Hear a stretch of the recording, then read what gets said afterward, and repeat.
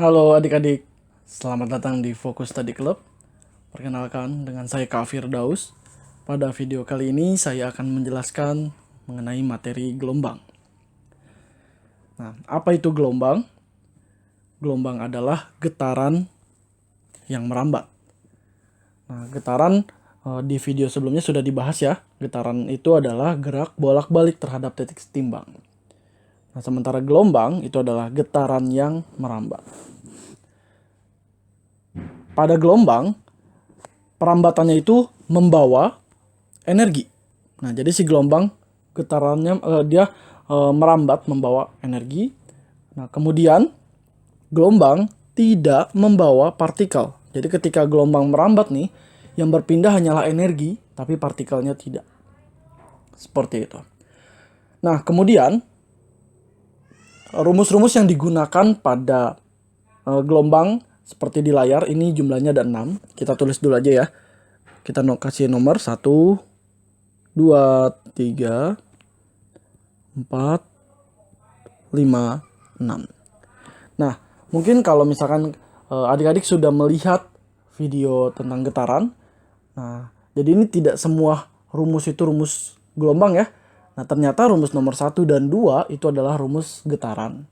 Jadi mengenai F itu frekuensi, T itu periode sudah dibahas di video getaran ya. Nah, berarti kalau rumus untuk gelombang mulainya dari nomor 3 nih sampai dengan nomor 6. Nah, yang membedakan dari getaran dan gelombang adalah panjang gelombangnya. Gitu. Jadi gelombang punya panjang gelombang. Nah, panjang gelombang simbolnya seperti ini nih. Ini panjang gelombang ya. Nah, atau kita tulis di sini, dia dibacanya adalah lambda. Nah, gitu. Jadi panjang gelombang atau lambda itu didapat dari mana? Itu jarak dibagi banyaknya gelombang atau S per M. Nah, pada umumnya jaraknya itu adalah jarak dua titik partikel. Misalkan contoh partikel A dan partikel B di posisi yang berbeda ya. Nah, diukur jaraknya. Kemudian dari A sampai B itu berapa jumlah gelombang yang terbentuk. Nah, itulah didapat panjang gelombangnya. Seperti itu. Nah, kemudian untuk mendapatkan cepat rambat. Nah, dari rumus nomor 4 sampai dengan nomor 6 itu rumus cepat rambat. Jadi ada 3 rumus cepat rambat. Nah, rumus nomor 4 itu katanya V sama dengan lambda dikali F atau panjang gelombang dikali frekuensi. Ya, seperti ini. Nah, kemudian berhubung frekuensi itu, masih ingat gak frekuensi itu apa? 1 per T, hubungan antar periode ya. Nah, berarti karena frekuensinya kita ganti jadi 1 per T, makanya kita bisa dapat rumus nomor 5. Yaitu V sama dengan lambda per T. T-nya periode ya, bukan T waktu. Nah, baru rumus nomor 6, V sama dengan S per T, yang mana S itu jarak. Ini T-nya T kecil. T kecil itu adalah waktu. Gitu. Jadi kalian jangan tertukar antara T besar dan T kecil. Walau satuannya sama-sama second, tapi T besar itu adalah periode. Ini ya, T besar periode, T kecil waktu. Nah, di rumus nomor 6, kan V sama dengan S per T nih. Nah, S itu jarak. Jarak siapa? Nah, kita balik lagi tadi. Jaraknya adalah jarak dari dua partikel. Misalkan partikel A dan B. Nah, jaraknya berapa? Nah, waktunya waktu siapa? Yaitu waktu yang ditempuh dari posisi A ke posisi B atau partikel A ke partikel B. Gitu, ya. Itu baru kita bisa menggunakan rumus nomor 6. Nah, berdasarkan arah getarnya, gelombang dibagi menjadi 2. Yang pertama gelombang transversal, yang kedua gelombang longitudinal. Nah, tapi di video kali ini kakak akan menjelaskan mengenai gelombang transversal. Nah, apa itu gelombang transversal?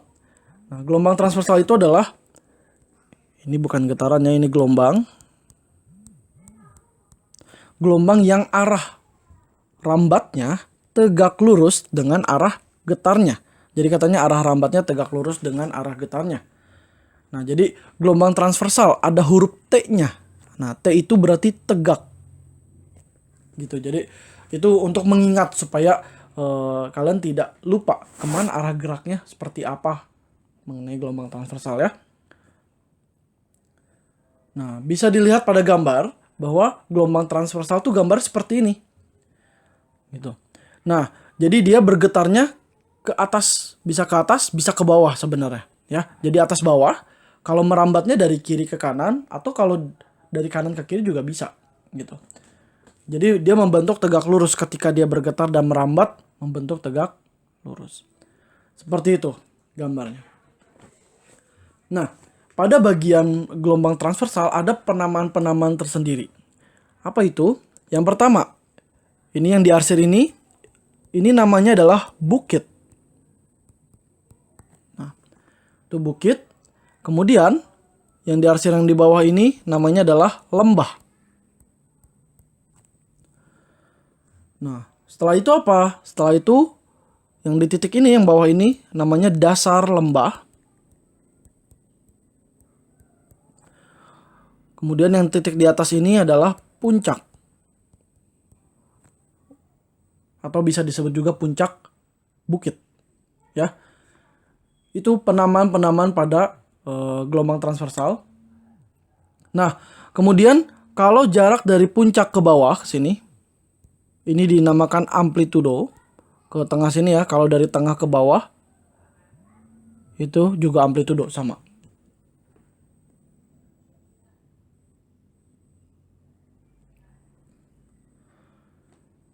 Nah, sekarang satu gelombang, nah terdiri dari apa syaratnya? Jadi gini, satu gelombang atau banyaknya gelombang kan simbolnya N nih.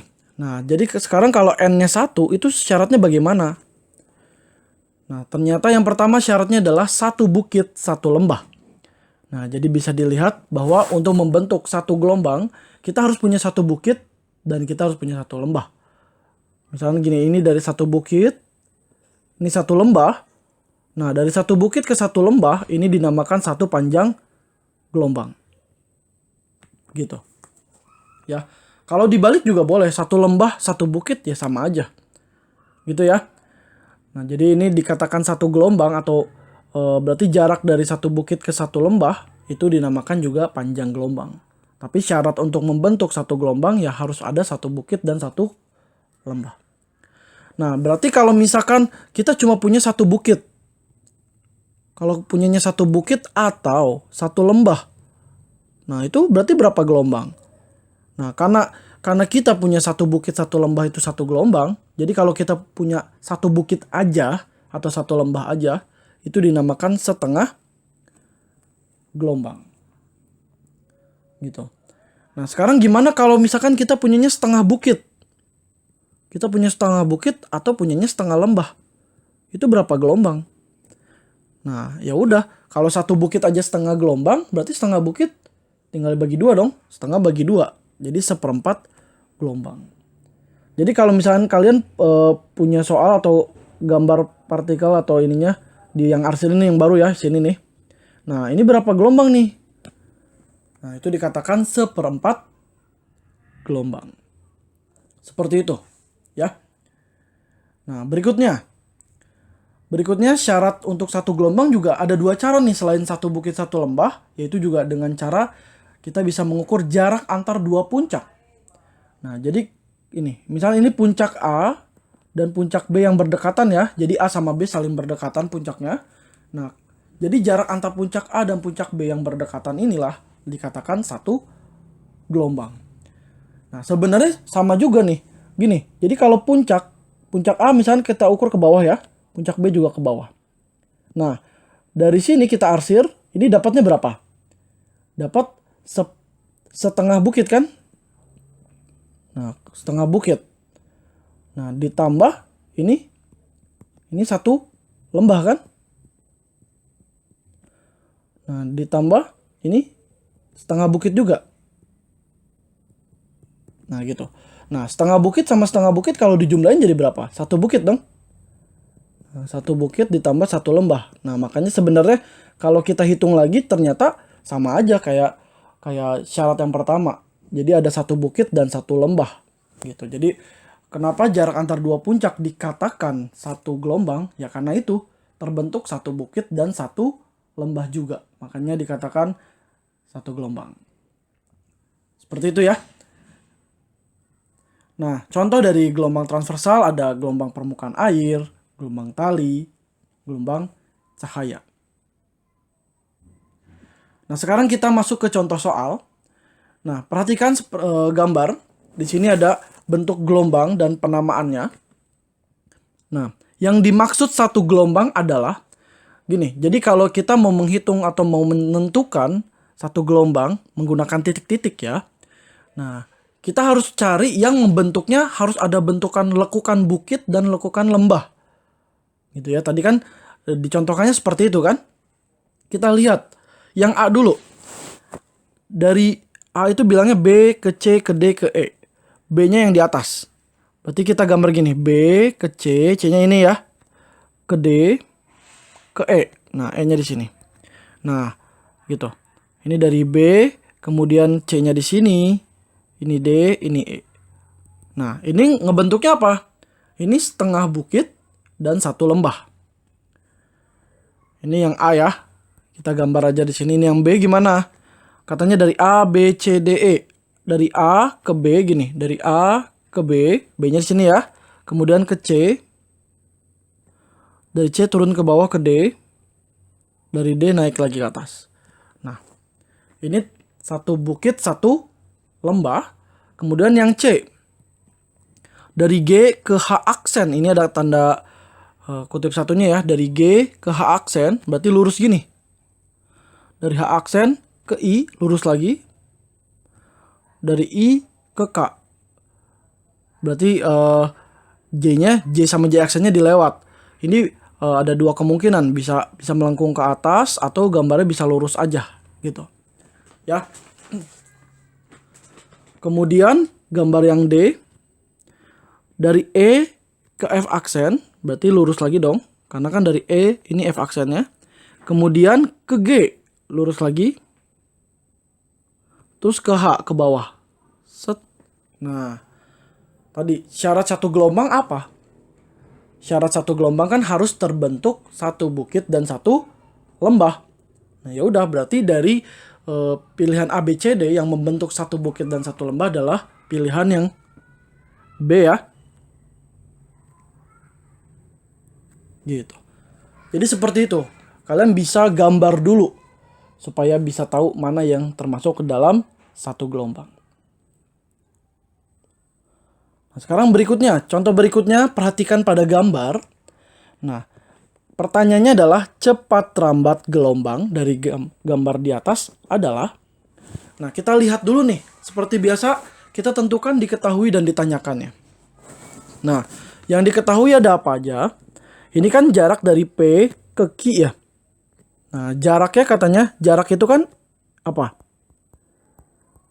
Jarak itu kan S. S-nya 200 cm. Nah, kemudian dari P ke Q juga dikasih tahu waktu. Kan P-nya ini tuh waktu ya. Nah, ini dari P itu dari 0 detik ke 1,25 detik. Berarti waktunya 1,25 detik. Atau kalau mau dibikin pecahan juga bisa. Jadi 5/4 detik ya kalau 1,25. Nah, yang ditanya apa? Yang ditanya adalah cepat rambat. Nah, kira-kira pakai rumus yang mana? Nah, karena kita sudah memiliki atau sudah punya jarak dari P ke Q dan waktu dari P ke Q juga, ini jarak dan waktunya di titik yang sama ya. Nah, berarti kita bisa pakai rumus yang mana? Kita bisa pakai rumus nyari kecepatan atau cepat rambat pakai rumus yang S per T. Nah, gitu. Berarti V sama dengan S per T, di mana S-nya itu adalah 200, T-nya 5/4. Nah, ini bisa dibalik gini, 200 dikali jadi 4/5. Nah, berarti hasilnya berapa nih? 200 dibagi 5 kan 40 ya. Nah, berarti ini jadi 40 kali 4, ini kita coret dulu deh. 40 kali 4 jadi 160. Gitu ya, 160 cm per second.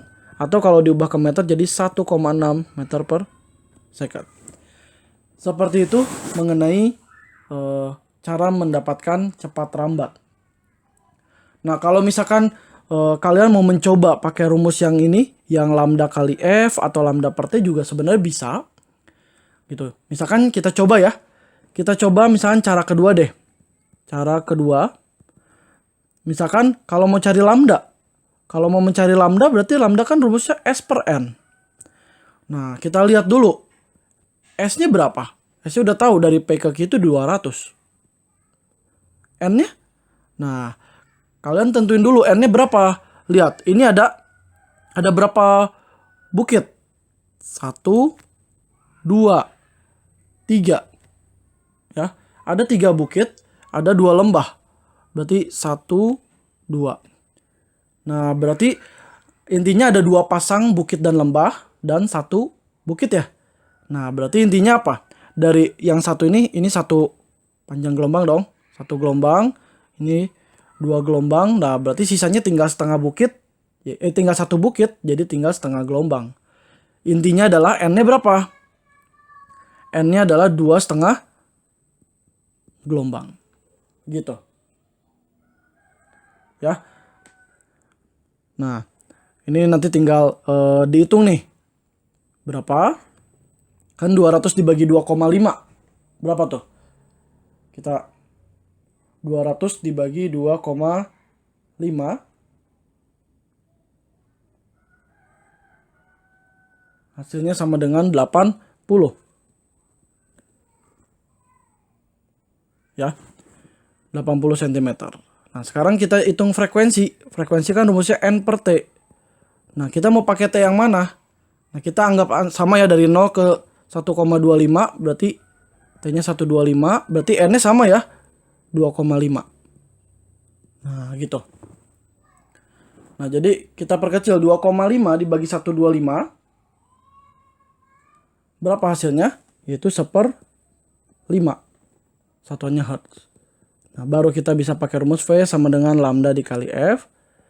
Berarti ini 80 dikali 1/5. Nah, gitu. Berarti 80 dibagi ini ya. Berarti sama dengan 16. Betul ya? Gitu. Sama dengan 16 cm per second. Sebentar. Kenapa ini berbeda? Kita coba cek lagi ya.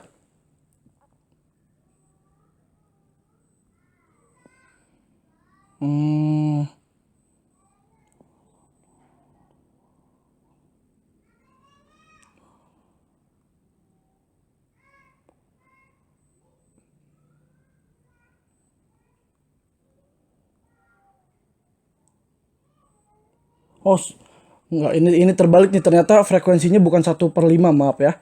Ini harusnya 2. Ini kita coret ya. Harusnya frekuensinya nilainya 2 ya. Maaf, ini ada salah hitung. Berarti ini juga kita coret aja. Berarti ini jadi 80 dikali 2 sama dengan 160. Nah, gitu ya. Jadi sama aja ya. Berarti ini kalau diubah ke meter jadi 1,6 meter per second. Seperti itu. Ya. Seperti itu mengenai penjelasan. Ini kita coba hapus dulu deh. Biar rapi.